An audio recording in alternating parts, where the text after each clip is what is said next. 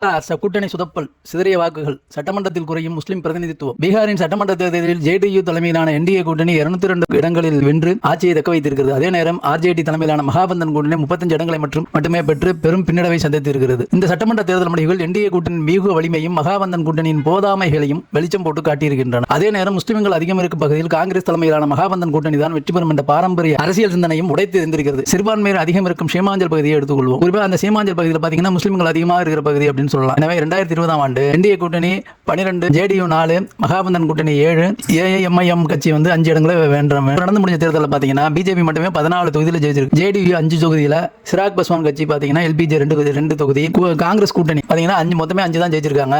அஷாதுதீன் ஓவைசி கட்சி ஏஐஎம்ஐஎம் கட்சி 5 இடங்களை ஜெயிச்சிருக்கு. இந்த தொகுதியில் மகாபந்தன் கூட்டணிக்கான பின்னடைவுக்கு 2 காரணங்களை பட்டியலிடலாம். மகாபந்தனின் சீமாஞ்சல் பகுதியில் மகாபந்தனுக்கு யாதவர்கள் முஸ்லிம்களின் வாக்கு கிடைக்கும் என்று சாதகமான சூழல்கள் இருந்தாலும் யாதவர்களின் முஸ்லிம்களின் வாக்குகளை சிதறின. குறிப்பாக மகாபந்தன் கூட்டணியில் ஏஐஎம்ஐஎம் கட்சி இணைந்து கொள்வதற்கான பேச்சுவார்த்தை முன்னெடுத்தும் ஆர்ஜேடி தலைமை அதை பொருட்படுத்தவில்லை. எனவே கூட்டணி தெளிவின்மையால் ஏஐஎம்ஐஎம் கட்சி முஸ்லிம்களுக்கான பிரதிநிதியாக தேர்தல் களத்தில் இறங்கியது. அதனால் முஸ்லிம்களின் வாக்குகள் மகாபந்தன் கூட்டணி ஏஐஎம்ஐஎம் கட்சி இரண்டாக பிரிந்தது. முஸ்லிம்களின் வாக்கு பிளவுபட்ட நிலை என்டிஏ கூட்டணியில் அது சாதகமானது. குறிப்பாக பாஜக சாதி பிளவுகளை கடந்து இந்து வாக்காளர்களின் வாக்கையும் சிராக் பாஸ்வானின் வாக்குப்பலத்தையும் ஒருங்கிணைந்து ஒரே அணியில் திரட்டியது. இதன் மூலம் கடந்த தேர்தலை விட 2 தொகுதிகளில் அதிகம் என்று சவாலான பகுதிகளிலும் என்டிஏ கூட்டணியால் வெற்றி பெற முடியும் என நிரூபித்திருக்கிறது. இந்த தேர்தல் முடிவு உணர்த்தும் முக்கியமான செய்தி என்னவென்றால் பிளவுபட்ட சிறுபான்மை வாக்குகளையும் ஒருங்கிணைக்கப்பட்ட பெரும்பான்மை வாக்குகளையும் மக்கள் தொகை புள்ளி விவரங்களுக்கு முரணான தேர்தல் வெற்றியை எப்படி உறுதிப்படுத்த முடியும் என்பதை காட்டுகின்றன. குறைவான பிரதிநிதித்துவம், வாக்கு சிதறல், ஒருங்கிணைப்பு போதாமை போன்ற அரசியல் காரணங்களால் பீகார் சட்டமன்றத்தில் முஸ்லிம் பிரதிநிதிகளின் எண்ணிக்கை 1990 முதல் தொடர்ச்சியாக குறைந்து கொண்டே வருகிறது. முஸ்லிம்களின் பிரதிநிதித்துவம் சட்டமன்றத்தில் குறைந்து வருகிறது. 2015 ஆண்டு